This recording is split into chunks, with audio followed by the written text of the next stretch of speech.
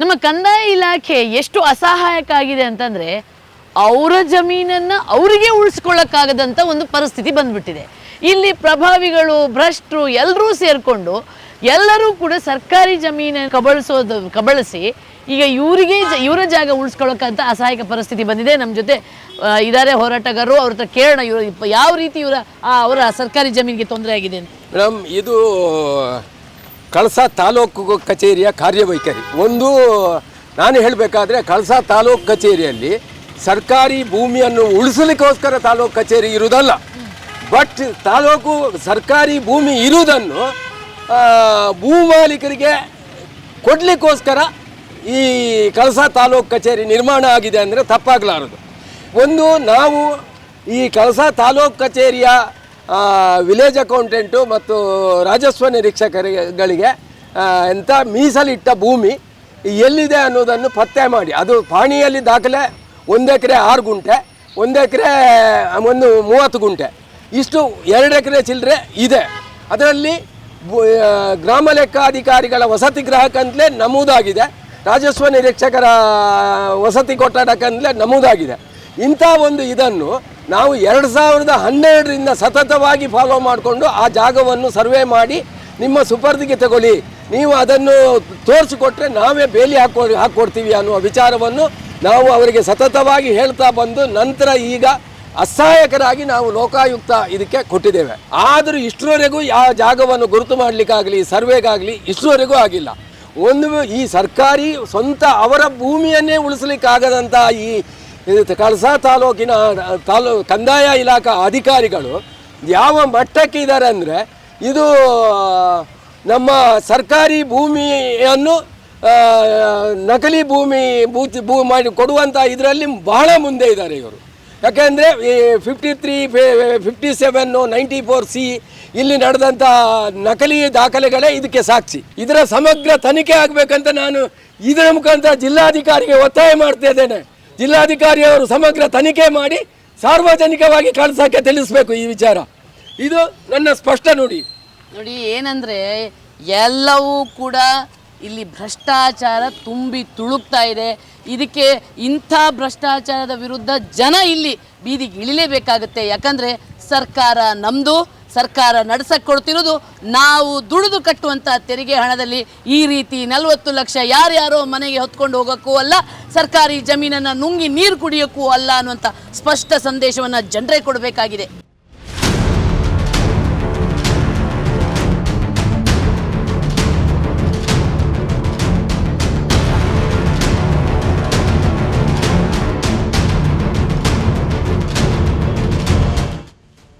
ಇಲ್ಲಿ 434 survey number ಇದು ಪಕ್ಕ ಪೋಡಾಗಿಲ್ಲ. ಇದರಲ್ಲಿ 8 ಎಕರೆ ಚಿಲ್ಲರೆ ಒಬ್ಬರು ಖಾಸಗಿಯವರು ಲೇಔಟ್ ಮಾಡ್ತಿದ್ದಾರೆ. ಇಲ್ಲಿ 1.5 ಎಕರೆ 2 ಎಕರೆ ಆಗುವಷ್ಟು ಖಾಲಿ ಜಾಗ ಇತ್ತು, ಸರ್ಕಾರಿ ಜಾಗ ಇತ್ತು. 5 ಎಕರೆ ಜಾಗ KPS ಶಾಲೆ ಕಳ್ಸೋಗಂತಿದೆ. ಆ ಜಾಗ ಯಾರಿಗೂ ಖಾಸಗಿಯವರು ಒಳಗೆ ಹಾಕ್ಕೊಳ್ಳೋದಂತಾದರೆ ಸರ್ಕಾರಕ್ಕೆ ಉಳಿಲಿ. ಸರ್ಕಾರ ಶಾಲೆ ಇನ್ನು ಅಭಿವೃದ್ಧಿಯಾಗಿ ಸಾವಿರಾರು ಮಕ್ಕಳು ಇಲ್ಲಿ ಕಲಿತಿದ್ದಾರೆ. ನಾಳೆ ಇಲ್ಲಿ ಗ್ರೌಂಡ್ ಮಾಡಬೇಕು, ಇನ್ನೊಂದು ಹಾಸ್ಟೆಲ್ ಮಾಡಬೇಕಂತ ಜಾಗ ಇಲ್ಲ. ನಾವು ಹಾಸ್ಟೆಲ್ ಮಾಡಬೇಕಂತ ಎಲ್ಲಿ ಜಾಗ ಹುಡ್ಕೋಕೆ ಹೋದ್ರೂ ಡ್ರೀಮ್ ಫಾರೆಸ್ಟು, ಆ ಫಾರೆಸ್ಟ್, ಈ ಫಾರೆಸ್ಟ್ ಅಂತ ರಗಳೆ ಕೊಡ್ತಿದ್ದಾರೆ. ಇಲ್ಲಿ 1 ಗುಂಟೆ ಜಾಗಕ್ಕೂ ಲಕ್ಷಾಂತರ ರೂಪಾಯಿ ಬೆಲೆ ಇರೋತ್ತಿಗೆ ಖಾಸಗಿಯವರಿಗೆ ಆ ಜಾಗ ಬಿಟ್ಕೊಡೋದಂತಾರೆ ಅಧಿಕಾರಿಗಳು ಏನು ಮಾಡ್ತಿದ್ದಾರೆ ಅಂತ. ಅದು ಜಾಗ ಸರ್ಕಾರಕ್ಕೆ ಉಳಿದ್ರೆ ತಾಲೂಕು ಇದಾಗ್ತಿದೆ. ನಮ್ಮಲ್ಲಿ ಸಿಟಿ ಮಧ್ಯೆ ಇರುವಂಥ ಜಾಗ ಕೋಟ್ಯಾಂತರ ರೂಪಾಯಿ ಬೆಲೆ ಬಾಳುತ್ತೆ. ಈ ಜಾಗನ ಯಾರೋ ಒಬ್ಬರು ಖಾಸಗಿಯವರು ಮಾರ್ತಾರಂತಾದರೆ, ಈಗ ಬೇರೆ ಯಾರು ದಾಖಲೆ ಮಾಡಿಕೊಟ್ಟಿದ್ದಾರೆ ಅವರಿಗೆ 434 ಪಕ್ಕ ಪೋಡಾಗಿಲ್ಲ. ಪಕ್ಕ ಪೋಡಾಗದೇ ಇರೋ ಕಾರಣದಲ್ಲಿ ಅವರು ದಾಖಲೆನ ಎಲ್ಲಿ ಬೇಕಾದ್ರೆ ಹೇಳ್ತಾರೆ, ಡ್ರ್ಯಾಗ್ ಮಾಡ್ತಾರೆ. ಅದನ್ನ 434 ದೊಡ್ಡ ಸರ್ವೆ ನಂಬರ್, ಸುಮಾರು 1000 ಚಿಲ್ಲರೆ ಎಕರೆ ಜಾಗ ಇದೆ ಅದರಲ್ಲಿ. ಅದರಲ್ಲಿ ಡ್ರೀಮ್ ಫಾರೆಸ್ಟು ಇದೆ, ಇನಾಮ್ ಲ್ಯಾಂಡ್ ಇಲ್ಲ ಅಂತ ಕಾಣುತ್ತೆ. ಡ್ರೀಮ್ ಫಾರೆಸ್ಟು ಇದೆ, ಅದು ಡ್ರ್ಯಾಗ್ ಮಾಡ್ತಾರೆ. ಅದು ಪಕ್ಕ ಪೋಡಾಗದಿರೋತ್ತಿಗೆ ಅದು ಅಲ್ಲಿ ಇಲ್ಲಿ ಎಲ್ಲಿ ಬೇಕಾದ್ರೆ ಡ್ರ್ಯಾಗ್ ಮಾಡ್ಕೊಳ್ತಾರೆ. ನಮ್ಮ ಅಧಿಕಾರಿಗಳು ಕಣ್ಮುಚ್ಚಿ ಕೂತಿರ್ತಾರೆ. ಜಾಗ ಇಲ್ದವನಿಗೆ, ಭೂಮಿ ಇಲ್ದವನಿಗೆ 6 ಅಡಿ 3 ಅಡಿ ಜಾಗನೂ ಇಲ್ಲ. ಇಡೀ ಕಳಸ ತಾಲೂಕಿಗೆ 1000 ಜನ ಇರ್ಬೋದು ವಸತಿ ರೈತರು, ಅಂದರೆ ನಿವೇಶನ ರೈತರು 1000 ಜನ ಇರ್ಬೋದು, 1000 ಕುಟುಂಬ ಇರ್ಬೋದು. 1000 ಕುಟುಂಬಕ್ಕೆ 40 ಎಕರೆ ಜಾಗ ಸಾಕು ಮೇಡಮ್. ಇವತ್ತಿನ ಟೌನ್ ಪ್ಲಾನಿಂಗ್ ಪ್ರಕಾರ ಕ್ಲೀನಾಗಿ ಮಾಡೋದು 30-40 ಸೈಟ್ ಕೊಟ್ಟರೆ 40 ಎಕರೆ ಜಾಗ ಸಾಕು. ಒಂದೊಂದು ಖಾಸಗಿ ವ್ಯಕ್ತಿ ಹತ್ರ 100 ಎಕರೆ ಜಾಗ ಇದೆ. ಇದು ದುರಂತ. ಅಂದರೆ ನಾವುಗಳು ಅಲ್ಲ, ನನಗೇನಿಲ್ಲ, ನಾವು ಅಂದರೆ ಸಾಮಾನ್ಯ ಜನ, ಆ್ಯಸ್ ಎ ಒಂದು ಕಾಮನ್ ಪೀಪಲ್ ಒಂದು ಯೋಚನೆ ಮಾಡಬೇಕಾದ್ರೆ ತಂದೆ ತಾಯಿ ಆಸ್ತಿ ಒಂದು ಮಗ ಗಟ್ಟಿ ಇದ್ದಾನೆ ಬಲವಂತ ಇದ್ದಾನೆ ಅಂದರೆ ಅವ್ನು ಇಡೀ ಆಸ್ತಿ ಅವನಿಗಂತೂ ಕೊಡಲ್ಲ, ಅವ್ನ ಮಕ್ಕಳಿಗೆ ಸರಿ ಸಮಾನಾಗ ಅಂತಾನೆ. ಆಯ್ತು, ಒಬ್ಬ ಮಗ ಅವನು ಜೂಜಲ್ಲಿ ಕಳಿತೀಯಾನೆ, ಹಾಳು ಮಾಡ್ತೀಯಾನೆ, ಆಸ್ತಿ ನಿರ್ವಹಣೆ ಮಾಡ್ತಿಲ್ಲ, ಮೊಮ್ಮಕ್ಕಳಿಗಾದ್ರು ಇರಲಿ ಅಂತೇಳಿ ಅಪ್ಪ ಅದನ್ನು ಅಮ್ಮ ಅದನ್ನು ಹಂಚಿ ಮುಂದಕ್ಕಾದ್ರೂ ಇಟ್ಟಿರ್ತಾರೆ, ವಿಲ್ಲಲ್ಲಿ ಆ ಥರ ಬರೆದಿರ್ತಾರೆ. ನಮ್ಮಲ್ಲಿ ಆ ಥರ ಆಗ್ತಿಲ್ಲ. ನಾನು ಈ ದೇಶದ ಮಗ ಅಲ್ವಾ, ನಾನು ಇದು ನನ್ನ ತಂದೆ ತಾಯಿ ಇಲ್ಲಿ ಹುಟ್ಟಿದ್ದಾರೆ, ನಾನು ಇಲ್ಲಿ ಹುಟ್ಟಿದ್ದು, ನನ್ನ ಮರಿ ಮಕ್ಕಳಿಗೂ ಇದು ಆಸ್ತಿ ಸರ್ಕಾರದ್ದು ನಮ್ಮ ದೇಶದ್ದು ಅಂತ ಆದಮೇಲೆ ನನ್ನ ಅಪ್ಪಂದೇ ಆಸ್ತಿ, ನನ್ನ ಪಿತ್ರಾರ್ಜಿತ ಆಸ್ತಿ ಇದು, ನನಗೆ ಹಕ್ಕು ಬೇಕೇ ಬೇಕಲ್ಲ. ನನಗೆ 30-40 ಸೈಟ್ ನನಗಿಲ್ಲ, ಒಬ್ಬನಿಗೆ 400-500 ಎಕರೆ ಇದ್ದವನಿಗೆ ವಾಪಸ್ ಸರ್ಕಾರ 25 ಎಕರೆ ಅವರಿಗೆ ಒತ್ತುವರಿ ಮಾಡಿದವರಿಗೆ ಲೀಸಲ್ಲಿ ಕೊಡೋಂತ. ಆ ಲೀಸಲ್ಲಿ ನನ್ಗೆ ಕೊಡಲಿ, ನಂದು 5 ವರ್ಷಕ್ಕೆ ನಂದು BPL ಕಾರ್ಡ್ ಕ್ಯಾನ್ಸಲ್ ಮಾಡಲಿ. ಒತ್ತುವರಿ ಮಾಡಿದ್ರೆ ಲೀಸಿಗೆ ಕೊಡಕ್ಕೆ ಕೊಟ್ಟಿದ್ದಾರೆ. ಒತ್ತುವರಿ ಮಾಡಿದವರಿಗೆ 5 ಎಕರೆಯಿಂದ ಮೇಲೆ ಸರ್ಕಾರದಲ್ಲಿ ಒಂದು ಕಾನೂನು ಇದೆ. ಆವಾಗ ಭೂಮಿತಿ ಕಾಯ್ದೆ ಅಂತ ಆದಾಗ 5 ಎಕರೆ 4 ಎಕರೆ 39 ಗುಂಟೆ 5 ಎಕರೆ ಮೀರದಂತೆ ಅವನಿಗೆ ಕೊಡ್ಬೋದು, ಸರ್ಕಾರ ಗ್ರ್ಯಾಂಟ್ ಮಾಡ್ಬೋದು ಅಂತಿದೆ. ಈಗ 10 ಎಕರೆ 20 ಎಕರೆ ಇದ್ದವನು 25 ಎಕರೆ ಒತ್ತುವರಿ ಮಾಡಿದಾನಂದರೆ ಅವನಿಗೆ ಕೊಡಕ್ಕೆ ಬರಲ್ಲ, ಸರ್ಕಾರದಲ್ಲಿ ರೈಟ್ಸ್ ಇಲ್ಲ. ಅದಕ್ಕೇನು ಮಾಡ್ತೀವಿ, ಓವರ್ಲ್ಯಾಪ್ ಇದು 25 ಎಕರೆ ಅವನಿಗೆ ಲೀಸಿಗೆ ಕೊಡೋದು. ಭೂ ರೈತರಿಗೆ ಸೈಟ್ ಕೊಡೋಕೆ ನಮ್ಮ ಹತ್ರ ಇಲ್ಲ. ಒಂದು ಸೈಟ್ 30-40 ಸೈಟು 40 ಎಕರೆ ಜಾಗ ಮಾಡಿದರೆ ಇಡೀ ಕಳಸ ತಾಲೂಕಿನ ನಿವೇಶನ ರೈತರ ಸಮಸ್ಯೆ ನಾಳೆಗೆ ಪರಿಹಾರ. ಇಡೀ ಕಳಸ ತಾಲೂಕಿಂದು ಇಲ್ಲಿಂದ 8 ಪಂಚಾಯತಿ 9 ಪಂಚಾಯತಿಯ 40 ಎಕರೆ ಜಾಗ ಮಾಡಿದರೆ ಆಯ್ತು. ಪಂಚಾಯತ್ ವೈಸ್ 10 ಎಕರೆ ಜಾಗ ಮಾಡಿದರೆ 250 ಸೈಟ್ ಆಗ್ತವೆ ಒಂದು 10 ಎಕರೆ ಜಾಗದಲ್ಲಿ. ಒಂದೊಂದು ಪಂಚಾಯತಿಯಲ್ಲಿ 1000 ಎಕರೆ ಒತ್ತುವರಿ ಇದೆ. 1000 ಎಕರೆ ಒತ್ತುವರಿ ಇದ್ದೊಂದು ಪಾಣಿ ಕುಲ್ಲಾಗಿದೆ, ಪಾಣಿ ವಜಾ ಆಗಿದೆ. ಹೌದು, ಅಕ್ರಮ ದಾಖಲಾತಿ ಮಾಡಿದ್ದಾನೆ, ಪಾಣಿ ವಜಾ ಆಗಿದೆ. ಆ ಜಾಗ ಅವ್ರ ಹತ್ರನೇ ಇದೆ ಅಲ್ವಾ. ಒಂದು ಪಂಚಾಯತಲ್ಲಿ 10 ಎಕರೆ ಜಾಗ ನಾವು ತೆಗೆದು ನಿವೇಶನ ರೈತರಿಗೆ ಕೊಟ್ಟರೆ ಆಯ್ತು. ಇನ್ನು ನಿವೇಶನ ಕೇಳಿ ನಾವು ನಮ್ಗೇನು ಬೇಕಾಯ್ತು, ಖಾಲಿ ಒಂದು ನಿವೇಶನ ಕೇಳಿದ್ದು. ನಿವೇಶನ ಕೇಳಿದ್ಮೇಲೆ ಇನ್ನೇನು ರೋಡು ನೀರು ಅದು ಆಗಲೇಬೇಕು, ಎಲ್ರಿಗೂ ಆಗುತ್ತೆ, ನಮಗೂ ಆಗುತ್ತೆ. ನಿವೇಶನ ಕಟ್ಬಿಟ್ರೆ ನಾವೊಂದು ಸೇಫರ್ ಅಂತ ಆಗುತ್ತೆ. ಈಗ ನಮ್ಮಪ್ಪ ಒಂದು ನಿವೇಶನ ಮಾಡಿಟ್ಟು ಒಂದು ಮನೆ ಸಣ್ಣದೊಂದು ಗುಡಿಸ್ಲಾಕಿದ್ದಾರೆ ಅಂತ ನಾನೊಂದು ಬಿಸ್ನೆಸ್ ಮಾಡಬೇಕಂತ ಬ್ಯಾಂಕಲ್ಲಿ ಅದನ್ನ ಇಟ್ಟರೆ ಅಟ್ಲೀಸ್ಟ್ ಒಂದು 5-10 ಲಕ್ಷ ರೂಪಾಯಿ ದುಡ್ಡು ಸಿಗುತ್ತೆ. ಇಲ್ಲಿ ಕೃಷಿ ಮಾಡೋರಿಗೆ ಅವ್ರ ಮಕ್ಕಳುಗಳು ಫಾರಿನಲ್ಲಿದ್ದಾರೆ, ಇನ್ನೊಂದು ಬಿಸ್ನೆಸ್ ಮಾಡ್ತಿದ್ದಾರೆ, ಅವ್ರು ಬಿಸ್ನೆಸ್ ದುಡ್ಡಿನ ಮೇಲೆ ದುಡ್ಡು ಅವರಿಗೆ ಆಗಬೇಕು. ಬಿಟ್ಟರೆ ನಾವು ವರ್ಷ ಇಡೀ ಅವ್ರ ಜೀತ ಮಾಡಿಕೊಂಡೇ ಕಳಿಬೇಕು ಅನ್ನೋದು ಅವ್ರ ಭಾವನೆಗಳು. ಹಾಗಾಗಿ ನಮ್ಗೆ ಸೈಟು ಕೂಡ ಕೇಳ್ತೀವಿ.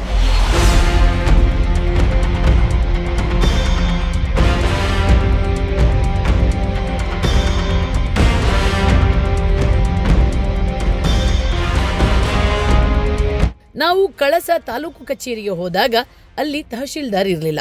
ಆದ್ರೆ ನಮಗೆ ರೆವಿನ್ಯೂ ಇನ್ಸ್ಪೆಕ್ಟರ್ ಲಕ್ಷ್ಮಣ್ ಸಿಕ್ರು. ಈ ಲಕ್ಷ್ಮಣ್ ಅವರು ಈಗಾಗಲೇ ನಕಲಿ ದಾಖಲೆ ಪ್ರಕರಣದಲ್ಲಿ ಜೈಲು ಶಿಕ್ಷೆ ಅನುಭವಿಸಿ ಈಗ ಬೇಲ್ ಮೇಲೆ ಕಾರ್ಯನಿರ್ವಹಿಸುತ್ತಿದ್ದಾರೆ. ಇವರು ನಾವು ಕೇಳಿದ ಪ್ರತಿ ಪ್ರಶ್ನೆಗೆ ನೈಸಾಗಿ ಉತ್ತರ ಕೊಟ್ರು.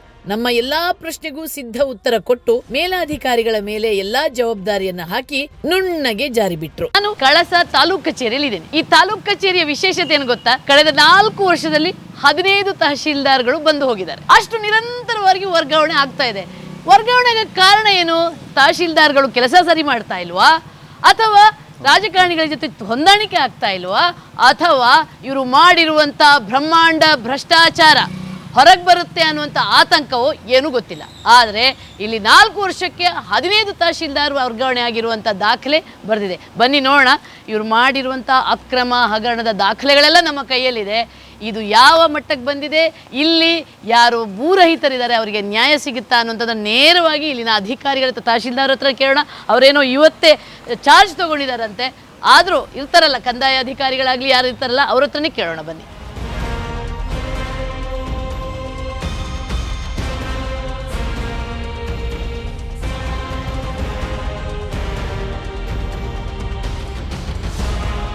ಹಾಂ, 94C ವಿಚಾರ ಆಗಲಿ, ಆಮೇಲೆ ಸಾಕಷ್ಟು ನಕಲಿ ದಾಖಲೆಗಳಾಗಲಿ, ಇವೆಲ್ಲ ಈಗ ನೋಡಿ ಇದು ನಕಲಿ ಹಕ್ಕುಪತ್ರ. ನೀವೇ ರಿಪೋರ್ಟ್ ಕೊಡ್ತೀರಾ ನಕಲಿ ಆಗಿದೆ ಅಂತ, ಬಟ್ ಅವರನ್ನು ಯಾವುದೇ ಕಾರಣಕ್ಕೂ ಅಲ್ಲಿಂದ ನೀವು ಇನ್ನೂ ಅವ್ರ ವಿರುದ್ಧ ಕ್ರಮಗಳಾಗಿಲ್ಲ. ಇದು ಮೇಡಮ್ ಹಿಂದೆ ನಾನು ಇಲ್ಲಿಗೆ ವರ್ಗಾವಣೆಗೊಂಡು ಬಂದಂಥ ಸಂದರ್ಭದಲ್ಲಿ ಓಕೆ ಸರ್, ಹಾಂ, ಕಾವ್ಯ ಮೇಡಮ್ ಅಂತೇಳಿ ಓಕೆ, ಹಾಂ, ಆಗ ನಾವು ಗ್ರಾಮಸ್ಥರ ಸಮಕ್ಷಮದಲ್ಲಿ ಮತ್ತು ಚುನಾಯಿತ ಪ್ರತಿನಿಧಿಗಳ ಸಮಕ್ಷಮದಲ್ಲಿಯೂ ಕೂಡ ನಾವು ಅಲ್ಲಿಗೆ ನಾವೆಲ್ಲ ಹೋಗಿದ್ವಿ ಮೇಡಮ್. ಹೋಗಿ ಅಲ್ಲಿ ಸರ್ವೇನೂ ಕೂಡ ಮಾಡಿ ಎಲ್ಲ ವರದಿನೂ ಮಾಡಿ ನಮ್ಮ ತಾಲೂಕಿಗೆ ನಾವು ಕೊಟ್ಟಿದ್ದೀವಿ ಮೇಡಮ್. ಅದನ್ನು ಕೊಟ್ಟಿದ್ದೀವಿ, ವಿಚಾರಕ್ಕೆ ಕೊಟ್ಟಿದ್ದೀವಿ. ಮತ್ತು ಇದರ ನೈಜತೆಯೂ ಕೂಡ ನಾವು ಮೂಡಿಗೆರೆ ತಹಶೀಲ್ದಾರ್ ಅವ್ರಿಗೆ ಪತ್ರ ಬರೆದು ಅಲ್ಲಿಂದನೂ ಕೂಡ ಮಾಹಿತಿಯಿಂದ ಆಫೀಸಿಂದಲೇ ತೊಗೊಂಡಿದ್ದಾರೆ, ತಾಲೂಕು ಕಚೇರಿಯಿಂದ ತೊಗೊಂಡಿದ್ದಾರೆ. ಈಗ ಆಲ್ರೆಡಿ ಈಗ ಗ್ರಾಮ ಪಂಚಾಯತಿಗೂ ಕೂಡ ಇದು 911 ಖಾತೆ ಆಗಿರುತ್ತೆ ಈ ಸ್ವತ್ತಿನಲ್ಲಿ. ಅದನ್ನು ಕೂಡ ರದ್ದಾಗಬೇಕಾಗುತ್ತೆ. ಯಾಕೆಂದರೆ ವಿತರಣೆ ಆಗಿರ್ತಕ್ಕಂಥ ಹಕ್ಕುಪತ್ರನೇ ಇದು ಫೇಕ್ ಅಂತ ಆದಾಗ ಅದು 911 ಏನು ಈ ಸ್ವತ್ತಲ್ಲಿ ಖಾತೆ ಆಗಿರುತ್ತೆ ಅದು ಕೂಡ ರದ್ದಾಗಬೇಕು. ಸರ್ ಅದು ಹೆಂಗಾಗುತ್ತೆ ಸರ್ ಈ ಸ್ವತ್ತು? ಈಗ ಇದು ನಕಲಿ ಅಂದಾಗ ಈಗ ನೋಡಿ, ನಾವು ಜೆನ್ಯೂನ್ ಇದ್ದಾಗ ಈ ಖಾತೆ ಮಾಡೋಕ್ಕೆ ಇಷ್ಟು ಒದ್ದಾಡ್ತೀವಿ, ಏನೇನೋ ಕೇಳ್ತೀರಾ. ಎಲ್ಲಿವರೆಗೆ ಅಂತಂದರೆ ಕೊನೆಗೆ ನಾವೇ ಕೂತ್ಕೊಂಡು ನಮ್ದು ಎಂಥ ಅಳುವ ಪರಿಸ್ಥಿತಿ ತರಿಸ್ತೀರಾ. ಬಟ್ ಇವರಿಗೆಲ್ಲ ಹೆಂಗೆ ಸಿಗುತ್ತೆ ಅಂತ ಈ ಖಾತೆ? ಅದಕ್ಕೆ ನಾವು ರಿಪೋರ್ಟ್ ಹಾಕಿದ್ದೀವಿ ಮೇಡಮ್ ಇದನ್ನು. ಈ ಕಳಸ ಒಂದು ಅದ್ಭುತವಾದ ಪ್ಲೇಸ್, ಸಾಕಷ್ಟು ಜನ ಬರ್ತಾರೆ. ಸೊ ಸರ್ಕಾರಿ ಜಮೀನಲ್ಲಿ ನಾವು ನಮ್ಮದೇ ಒಂದು ಅನುಕೂಲಕ್ಕೋಸ್ಕರ ಬಳಸಬೇಕು. ಈಗ ಖಾಸಗಿಯವರು ಅವರೇನು ಜಮೀನು ರಹಿತರಲ್ಲ, ಜಮೀನು ಇದ್ದುಕೊಂಡು ಮತ್ತಷ್ಟು ಸರ್ಕಾರಿ ಜಮೀನಿಗೆ 30 ಎಕರೆ ಮೇಡಮ್ ಈ ಮೇಡಮ್ ಮಹಮ್ಮದ್ ಇದಲ್ಲ ಮೇಡಮ್, ಇಲ್ಲಿ ಪಟ್ಟಣ ಅಪೋಸಿಟ್ ಮನೆ ನೋಡಿ, ಗ್ರಾಮ ಪಂಚಾಯತಿನ ಇದಕ್ಕೆ ಲೈಸೆನ್ಸ್ ಕೊಟ್ಟಿದ್ದಾರೆ ಮನೆ ಕಟ್ಟಲಿಕ್ಕೆ ಅಂತಕ್ಕಂಥದ್ದು. ಮತ್ತು ಆ ಜಾಗ ಏನಾದ್ರು ಈ ಸ್ವತ್ತಲ್ಲಿ ಖಾತೆ ಆಗಿದೆಯಾ, ಯಾವ ಥರದ ಅಲಿನೇಷನ್ ಆಗಿದೆ ಅಂತ ಕೂತು ಮೇಡಮ್ ಪಂಚಾಯತಿನಲ್ಲಿ ಇದನ್ನು ನೀವು ಈಗ ಕನ್ವರ್ಷನೇ ಆಗಲಿಲ್ಲ ಅಂತ ಹೇಳ್ತೀವಿ. ಒಂದು ಕನ್ವರ್ಷನೂ ಇಲ್ಲ, 30 ಎಕರೆ ಜಮೀನಿಗೆ ಅಲ್ಲಿ ಈಗ ನಮಗೆ ಸರ್ಕಾರಿ ಆಸ್ಪತ್ರೆ ಕಟ್ಟಕ್ಕೂ ಆಗುತ್ತೆ. ಆಮೇಲೆ ಇದೆಲ್ಲ ಅವಕಾಶಗಳಿವೆ. ಮೇಡಮ್ ಕಾವ್ಯ ಮೇಡಮ್ ಅವರು ತಹಸೀಲ್ದಾರ್ ಮೇಡಮ್ ಇದನ್ನು ಇವಾಗ ರೆವಿನ್ಯೂ ಇನ್ಸ್ಪೆಕ್ಟ್ರಾಗಿ ನಾನು, ವಿಲೇಜ್ ಅಕೌಂಟೆಂಟ್ಸು ಮೇಡಮ್ ಇದಕ್ಕೂ ಕೂಡ ಗ್ರಾಮ ಸಮಕ್ಷದಲ್ಲಿ ಅವತ್ತು ನಾವು ಸ್ಪಾಟ್ಗೆ ಹೋಗಿದ್ವಲ್ಲ, ಅವತ್ತೇ ಬಂದು ರಿಪೋರ್ಟ್ ಮಾಡೋಣ. ನಾನು ನೀಟಾಗಿ ರಿಪೋರ್ಟ್ ಹಾಕಿದ್ದೀನಿ madam. Entire survey number Mavinakere ಗ್ರಾಮದ ಸರ್ವೆ ನಂಬರ್ 641 ಇಲ್ಲಿರ್ತಕ್ಕಂತಹ ಎಷ್ಟು ಪ್ರದೇಶ ಇದೆ ಅಷ್ಟು ಪ್ರದೇಶವನ್ನು ಗಡಿ ಗುರುತುಗಳನ್ನು ಮಾಡಿ ಸರ್ವೆನ ಮಾಡಿ ಬೌಂಡ್ರಿ ಫಿಕ್ಸ್ ಮಾಡಬೇಕು. ಬೌಂಡ್ರಿ ಫಿಕ್ಸ್ ಮಾಡಿ ಮೇಡಮ್ ಒಟ್ಟು ಎಷ್ಟು ಜನ ಎಷ್ಟಿದೆ, ಇದರಲ್ಲಿ ಆಸ್ ಪರ್ ಪಾಣಿ ಪ್ರಕಾರವಾಗಿ ಗೋಮಾಳ ಜಾಗ ಅಂತಕ್ಕಂಥದ್ದು ಎಷ್ಟು ಬರುತ್ತೆ. ಫಾರೆಸ್ಟ್ನಲ್ಲಿ ಮೇಡಮ್ ಈಗ ಡಿಮುಡ್ 1 ಡಿಮುಡ್ 2 ಸೆಕ್ಷನ್ 4 ಅಂತೆಲ್ಲ ಇದೆ ಮೇಡಮ್. ಅದನ್ನು ಕೂಡ ಅದಕ್ಕೂ ಡಿಮುಡ್ ಫಾರೆಸ್ಟ್ ಬರುತ್ತೆ ನಮ್ಮಲ್ಲಿರೋ ದಾಖಲಾತಿ ಪ್ರಕಾರ ಮೇಡಮ್. ಅದನ್ನು ಕೂಡ ನಾವು ಅರಣ್ಯ ಇಲಾಖೆಯನ್ನು ಸಪೋರ್ಟ್ ತೊಗೊಂಡು ಅವರ ದಾಖಲಾತಿಯನ್ನು ನಕ್ಷೆಗಳನ್ನು ತೊಗೊಂಡು ನಾವು ಕೂರಿಸ್ಕೊಂಡು ಅವ್ರ ಅರಣ್ಯ ಇಲಾಖೆ ಜಾಗ ಎಷ್ಟು ಬರುತ್ತೆ ಮೇಡಮ್, ನಮ್ಮ ಗೋಮಾಳ ಜಾಗ ಎಷ್ಟು ಬರುತ್ತೆ ಅದನ್ನು ಆಯ್ಕೆ ಮಾಡಿಕೊಂಡು ಸಪ್ರೇಟ್ ಪ್ರತ್ಯೇಕ ನಕ್ಷೆ ಮಾಡಿಕೊಂಡು ಅದನ್ನು ಕ್ರಮವಹಿಸಬೇಕಂತ ಮೇಡಮ್ ಕೂಲಂಕುಷವಾಗಿ ನಾನು ವರದಿಯನ್ನು ಅವತ್ತೇ ತಾಲೂಕು ಆಫೀಸಿಗೆ ಕೊಟ್ಟಿದ್ದೆ ಮೇಡಮ್. ಇದು ಸರ್ವೆ ನಂಬರ್ 641 ಬರ್ತಕ್ಕಂಥ ಇದೆ ಮಾವಿನಕೆರೆ ಗ್ರಾಮದ ಒಂದು ಬಾಜು ಮೇಡಮ್. ಅಲ್ಲಿ 36-37 ಎಕರೆ ಗ್ರಾಮ ಪಂಚಾಯತಿ ಕಳಸ ವ್ಯಾಪ್ತಿಗೆ ಬರ್ತಕ್ಕಂಥ ಜಾಗನೂ ಪ್ರದೇಶ ಇದೆ ಮೇಡಮ್. ಅಲ್ಲಿ ಕೆರೆನೂ ಇದೆ, ಗ್ರಾಮ ಪಂಚಾಯತಿಗೆ ನೀರಿನ ವ್ಯವಸ್ಥೆಗೆ ಬೇಕಲ್ಲ ಅದು ಮಾಡ್ಕೊಂಡಿದ್ದಾರೆ. ನಾನು ವಿಲೇಜ್ ಅಕೌಂಟ್ ಇಬ್ಬರು ಕೂಡ ಮೇಡಮ್ ಅಲ್ಲಿಗೆ 2-3 ಸಲ ಜಾಗ ಸ್ಪಾಟ್ ಇನ್ಸ್ಪೆಕ್ಷನ್ ಹೋಗಿದ್ದೀವಿ, ಮಾಡ್ಕೊಂಡು ಬಂದಿದ್ದೀವಿ ಮೇಡಮ್. ಸ್ಥಳದಕ್ಕೆ ಮಾಡ್ಕೊಂಡು ಬಂದಿದ್ದೀವಿ ಮತ್ತು ಫೋಟೋಗ್ರಾಫಿ ಸಮೇತ ಮಾಡ್ಕೊಂಡು ನಾವಿದ್ದೀವಿ ಮೇಡಮ್. ಹೊಸದಾಗಿ ಯಾರಲ್ಲಿ ಬೇಲಿ ಹಾಕೊಂಡಿದ್ದಾರೆ ಅವ್ರ ಅಭಿಪ್ರಾಯ ಹೇಳ್ತಾರೆ, ನಾವು ಮನೆಗಳು ಬೇಕು, ನಮಗೂ ಮನೆ ಬೇಕು ಅಂತ ಅನ್ನೋ ದೃಷ್ಟಿಯಿಂದ ಅದಕ್ಕೆ ನಾವು ಅವ್ರಿಗೆ ಹೇಳಿದ್ವಿ ಮಾಹಿತಿಗಳನ್ನು ನೋಡಿ ಹೊಸದಾಗಿ ಒತ್ತುವರಿ ಮಾಡ್ಕೊಂಡು ನಮಗೆ ಮನೆ ಬೇಕು ಜಾಗ ಬೇಕು ಅಂತ ಮಾಡೋಕ್ಕೆ ಹೊಸದಾಗಿ ಅವಕಾಶ ಇಲ್ಲ. ಓಕೆನಾ? ಇದನ್ನು ನಾವು ಕಾನೂನುಬದ್ಧವಾಗಿ ಸರ್ವೆ ಮಾಡಿ ಇಮಿಡಿಯೇಟ್ ಇದನ್ನು ನಾವು ಫಿಲ್ಲ ಮಾಡ್ತೀವಿ. ಅದ್ರ ಮೇಲೆ ಈ ಜಾಗ ನೋಟಿಸ್ ಕೊಟ್ಟಿದೆ ಮೇಡಮ್. ತಾಲೂಕು ಕಚೇರಿಯಿಂದ ಅದು ಆಗಬೇಕು ಪಬ್ಲಿಕ್ KPS ಸ್ಟಾಲಿನ್ ಹಿಂದ್ಗಡೆ ಅಲ್ಲೊಂದು ಸರ್ಕಾರಿ ಜಾಗ ಇದೆಯಲ್ಲ, 1 ಎಕರೆ ಅವರು ಲೇಔಟ್ ಮಾಡ್ತಾ ಇದ್ದಾರೆ ಈಗ ನಿಧಾನಕ್ಕದು. Yes madam. ಮೇಡಮ್ ಅದು ಮೇಡಮ್ ಅದಕ್ಕೆ ಮೇಡಮ್ ಅಲ್ಲಿ ಸಾರ್ವಜನಿಕರು ಒಬ್ಬರು ಮೇಡಮ್ ಇಲ್ಲೇ ವ್ಯಾಪ್ತಿ ಲೀಡರೇ ಒಬ್ಬರು ಅದು ಕಂಪ್ಲೇಂಟ್ಸ್ ಮಾಡಿದರು. ತಹಸೀಲ್ದಾರ್ ಮೇಡಮ್ ಫೋನ್ ಮಾಡಿ ಹೇಳಿದರು, ಫೋನ್ ಮಾಡಿ ತಹಸೀಲ್ದಾರ್ ಸಾಹೇಬರು ಅದನ್ನು ಉಪಾಧಿಕಾರಿಗಳು ಎಸ್ ಸಾಹೇಬ್ರು ಕೂಡ ಫೋನ್ ಮಾಡಿ ತಹಸೀಲ್ದಾರ್ ಇಮಿಡಿಯೇಟಾಗಿ ಅದೇನು ನೋಡಿ ಸರ್ಕಾರಿ ಗೋಮಾಳ ಜಾಗವನ್ನೇ ಆಗಿರ್ಬೋದು, ಸಾರ್ವಜನಿಕ ರಸ್ತೆಯನ್ನೇ ಆಗಿರ್ಬೋದು, ಅರಣ್ಯ ಜಾಗನೇ ಆಗಿರ್ಬೋದು, ಏಕೆ ಅಗಲ ಮಾಡಿ ಇದಕ್ಕೆ ಲೇಔಟ್ಗೆ ಖಾಸಗಿ ಲೇಔಟ್ ಅವರಿಗೆ ರಸ್ತೆ ಮಾಡೋಕ್ಕೆ ಅವಕಾಶ ಕೊಡಬಾರ್ದು.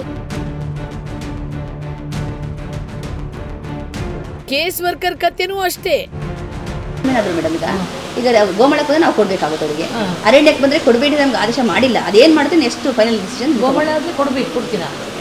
ಗೋಮಾಳದಲ್ಲಿ ಅವ್ರು ಏನಾದ್ರು ಇದ್ದರೆ ಈಗಿನ ಪ್ರಕಾರ ನಾವು ಗೋಮಾಳದಲ್ಲಿ ಮಂಜೂರಾತಿಗೆ ಅವಕಾಶ ಇದೆ ನಮ್ಮಲ್ಲಿ. ಮಂಜೂರಾತಿ ಅಲ್ಲ ಮೇಡಮ್, ಅವ್ರದ್ದು ಅಕ್ರಮ ಇದು ತಗೊಂಡಿದ್ದಾರಲ್ಲ, ಅದರೊಳಗಿದ್ದಾರೆ. ಅದು ಅಕ್ರಮ ಅಂದರೆ ಮೇಡಮ್ ಈಗ ಸರ್ವೆ ಆದಮೇಲೆ ನಾವು ಕ್ಲಿಯರ್ ಕಟ್ ಹೇಳ್ಬೋದು ಮೇಡಮ್. ಆಮೇಲೆ ನಾವು ಡಾಕ್ಯುಮೆಂಟ್ಸ್ ಎಲ್ಲ ತೊಗೊಂಡೋದು ಇದು ಮಾಡ್ತೀವಿ ಮೇಡಮ್. ಅವರು ಅರ್ಜಿ ಕೊಟ್ಟಿದ್ರು, ಯಾವ ಫೀಲ್ಡಲ್ಲಿ ಕೊಟ್ಟಿದ್ರು, ಎಲ್ಲಿ ಎಂಟ್ರಿ ಇದೆ, ಯಾವ ಇಶ್ಯೂ ಎಂಟ್ರಿ ಆಗಿದೆ ಏನು ಅಂತ ಮತ್ತೆ ಫಸ್ಟ್ ಸರ್ವೆ ಆಗಬೇಕಲ್ಲ ಮೇಡಮ್. ಎಂಟೇರು ಸರ್ವೆ ಆಗ್ತಿದೆ ಮೇಡಮ್ ಈಗ. ಅದ್ರ ಸಹ ನೀವು ಸ್ವಲ್ಪ ವೆಯ್ಟ್ ಮಾಡಬೇಕಾಗುತ್ತೆ ಮೇಡಮ್. ಇದು ಒಂದೇ ಅಲ್ಲ ಮೇಡಮ್, ಎಂಟೇ ನಮ್ಮ ತಾಲೂಕಿಂದಲೇ ಆಗ್ತಾಯಿದೆ ಎಲ್ಲ ಕಡೆ. ಈಗಾಗಲೇ ಯಡೂರು ಆಯಿತು, ಮರ್ಸಣಿ ಆಯಿತು, ಇಡ್ಕಣಿ ಆಗ್ತಾಯಿದೆ, ಹಾಗೆ ಒಂದೊಂದು ವಿಲೇಜ್ ಆಗ್ತಾಯಿದೆ.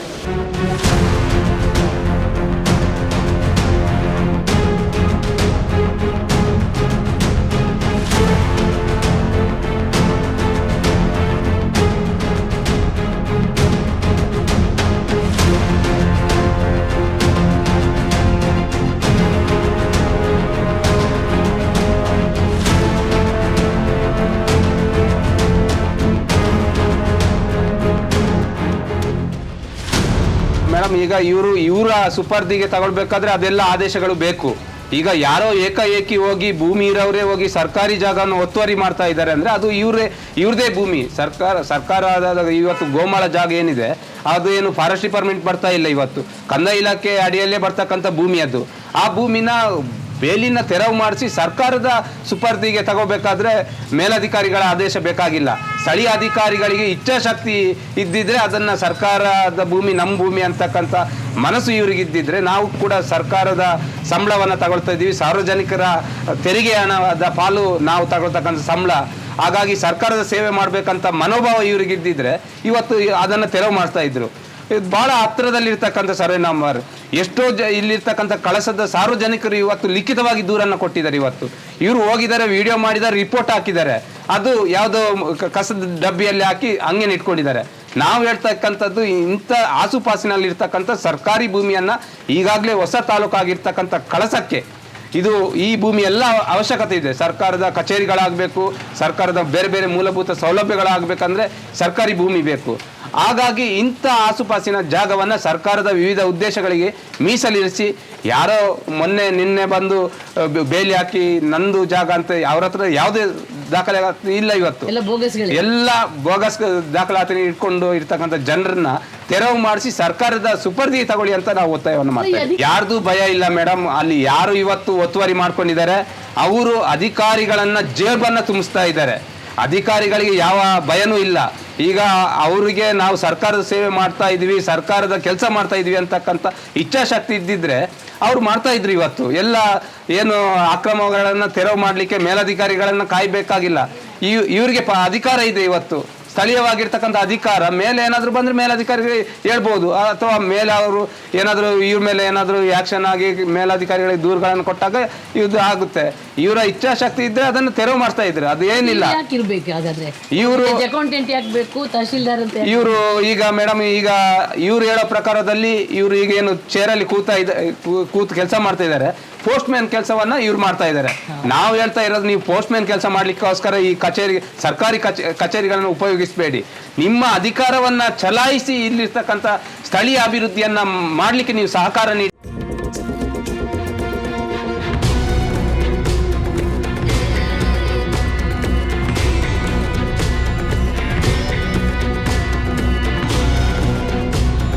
ಪಂಚಾಯಿತಿಗೆ ವಿಜಯ ಟೈಮ್ಸ್ ಲಗ್ಗೆ.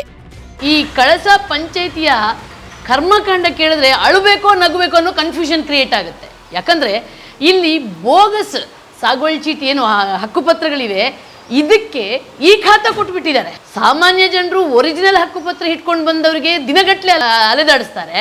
ಆದರೆ ಈ ರೀತಿ ನಕಲಿ ಏನು ಹಕ್ಕುಪತ್ರಗಳನ್ನ ತಗೊಂಡು ಬಂದರೂ ಕೂಡ ಅವರಿಗೆ ಈ ಖಾತಾವನ್ನು ಕೊಟ್ಟಿದ್ದಾರೆ. ಇಂಥದ್ದು ಇಲ್ಲಿ ಸಾಕಷ್ಟು ಹಗರಣಗಳಾಗಿವೆ. ಬನ್ನಿ ಅವ್ರ ಹತ್ರ ನೇರವಾಗಿ ಕೇಳೋಣ.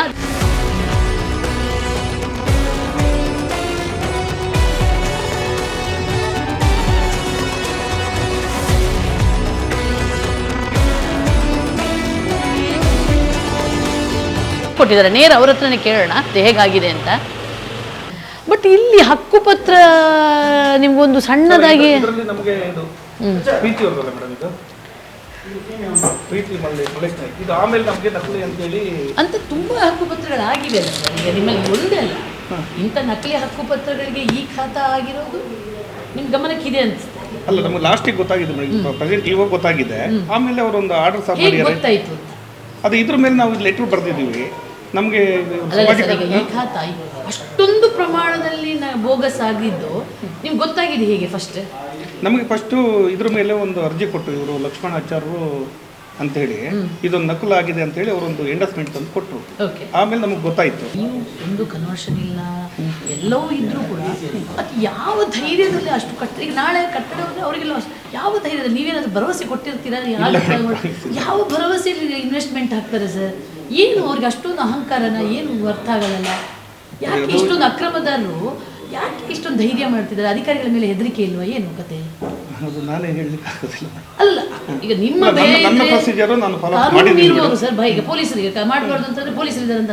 ಈಗ ನಿಮ್ಮ ಅಲ್ಲಿ ಏನಾದ್ರು ಜಾಗದ ಮಾಡ್ತಾರೆ ಭಯ ಇರುತ್ತೆ. ಹಂಗಂತಂದ್ರೆ ನಾನು ನೋಟಿಸ್ ಜಾರಿ ಮಾಡಿದ್ದೀನಿ ಮೇಡಮ್. ಯಾಕೆ ಭಯ ಇಲ್ಲ?